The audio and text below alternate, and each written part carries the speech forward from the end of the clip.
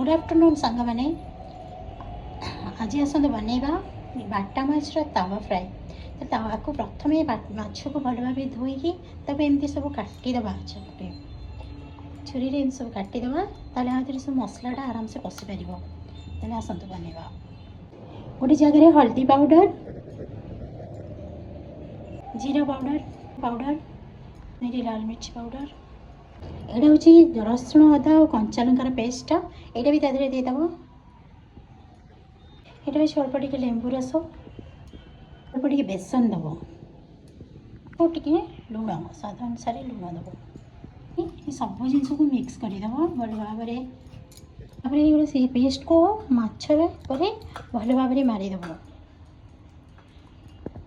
मसलाटा भल भाव मारिदेला या 15 मिनिट फ्रिजर में मैरिनेट करदेवा। 15 मिनिट हो गला। ये चलतु एक फ्राए करवा।